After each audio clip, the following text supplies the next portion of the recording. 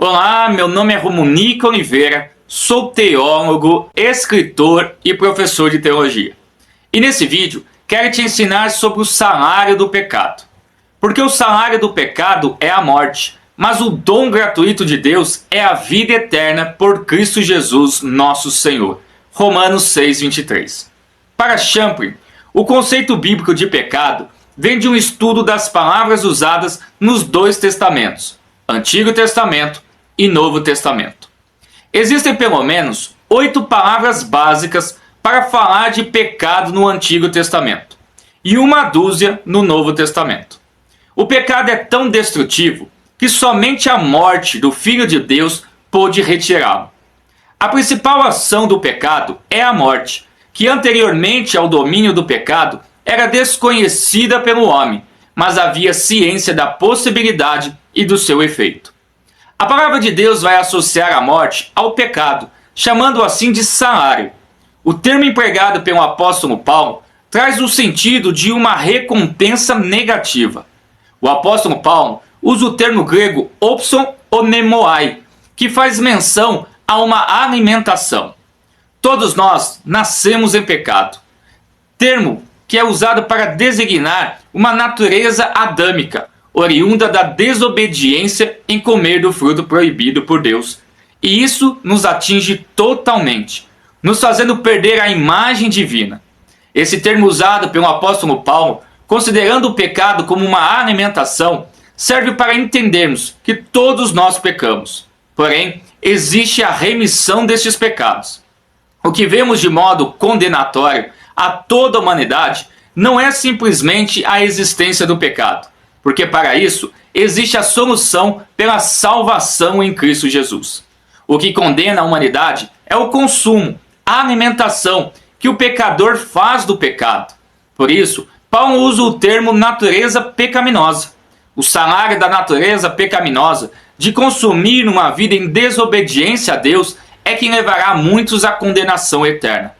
Paulo se refere a essa morte como sendo física e espiritual. Este termo traz o sentido de uma morte espiritual antes mesmo de experimentar a morte física. Significa que na revelação de Deus, todo ser humano que não confessa Jesus como seu Senhor e Salvador já vive neste mundo as consequências da morte advinda do pecado. O ser humano que respira e vive neste mundo físico, porém, o faz sem converter seu caminho a Deus, já perante as Escrituras Sagradas, é alguém sem vida, pois é neste contexto que a verdadeira vida só está sobre aqueles que possuem comunhão com Deus, pois a esses já é chegado o reino dos céus. Paulo contrasta o pecado como uma afronta à soberania de Deus. A soberania é a ação que envolve um domínio sobre a totalidade da vida. Deus não divide a sua glória com ninguém. Portanto, os que pertencem a Deus devem pertencer por completo.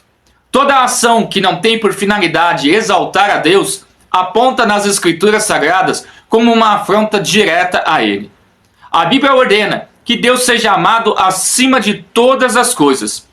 E o que não provém disso é chamado vaidade e torna o domínio do pecado uma ação de soberania. O apóstolo Paulo, em sua carta aos Romanos, ensina dizendo: portanto, não permitam que o pecado continue dominando os seus corpos naturais, fazendo com que vocês obedeçam aos seus desejos. Romanos 6:12.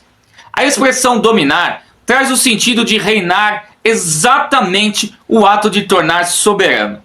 Paulo está afirmando que se deixarmos o pecado habitar em nós, ele irá ocupar um lugar da soberania de Deus. A diferença de uma vida reinada por Deus é que ela garante a vida eterna, salva em Cristo Jesus. A soberania do pecado traz a morte como consequência. Paulo esclarece que essa soberania do pecado faz com que esses obedeçam. A expressão obedecer traz o sentido de um aumento da atenção, de um aumento aos desejos, algo compatível no sentido de aumentar o seu ouvido, de aguçar a sua percepção, tornando seus desejos mais fortes, propensos cada vez mais a se envolver com isso.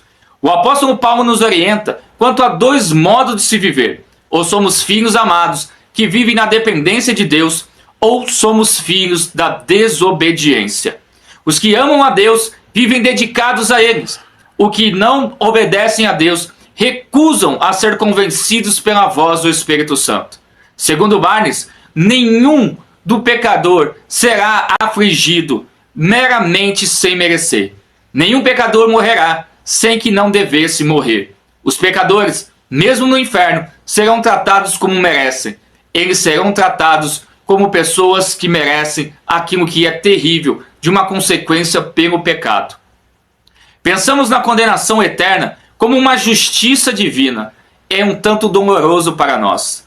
Considerando que estamos em condições mortais, corruptíveis em nossa natureza humana, porém, quando nossos corpos naturais se tornarem glorificados após o arrebatamento, teremos uma transformação que nos dará a condição de entender a graça divina, e não veremos o inferno como um ato que torna Deus um ser mau, mas um ser justo, de reto julgamento, compreendendo que o pecador, sem a remissão de seus pecados, mediante a morte de Jesus, é merecedor da condenação eterna.